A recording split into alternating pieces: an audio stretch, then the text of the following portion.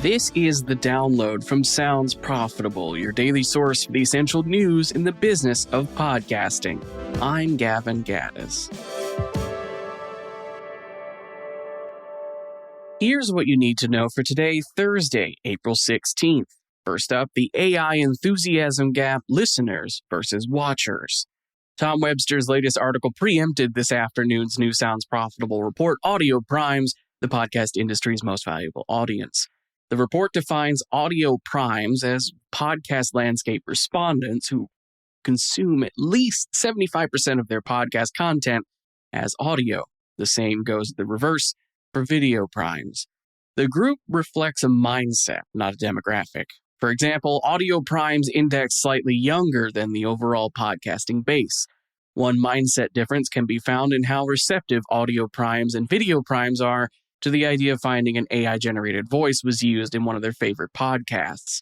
When it came to more likely to continue listening responses, video primes doubled audio prime enthusiasm, 30% to 15%.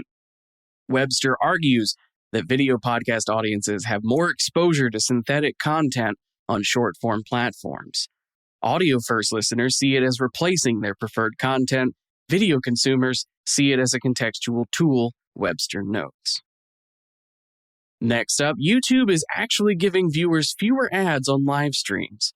YouTube adds 2 live stream features that improve the ad experience for creators and viewers.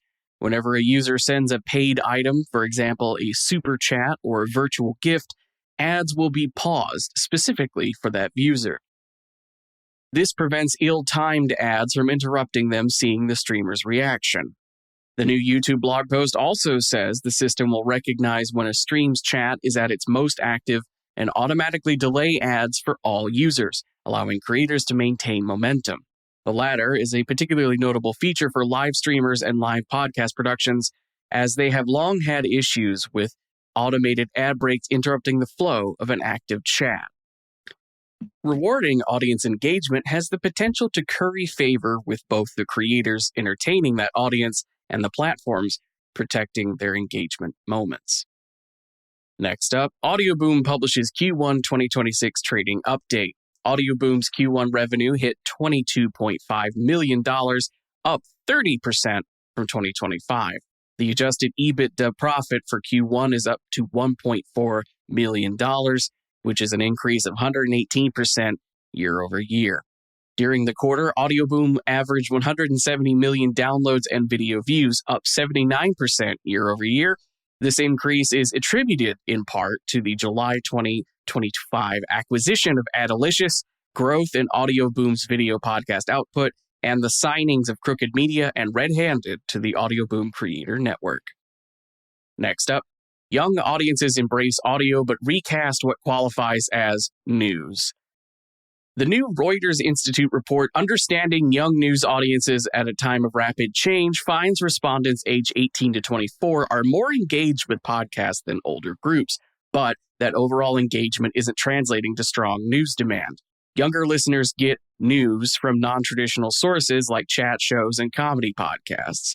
Short-form content is also delivering the news indirectly, with only 14% of 18 to 24-year-olds saying their main source of news is going directly to a news publisher's site or app. And for our final top story, competitive info.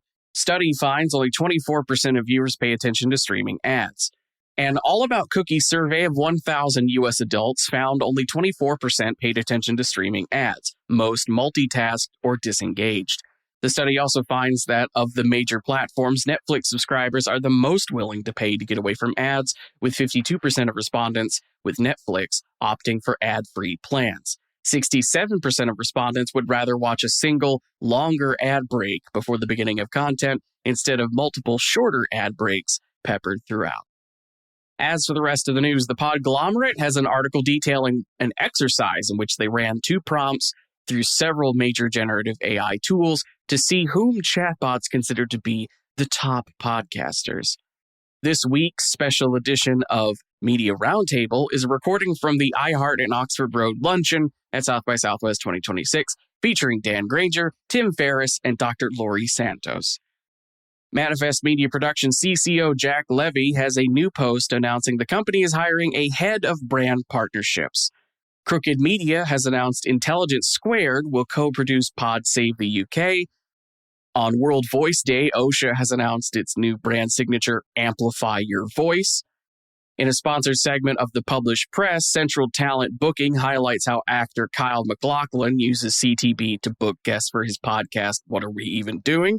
And a new episode of the Podcast Advertising Playbook finds host Heather Osgood interviewing Rich M. Smith, Growth Studio founder Rich M. Smith, discussing the inner workings of a growth-focused CMO.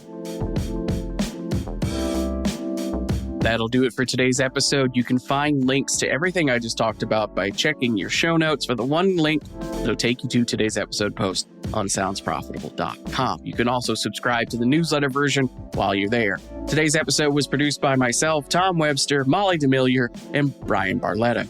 For Sounds Profitable, I'm Gavin Gaddis, and I'll see you tomorrow morning for the Download Recap.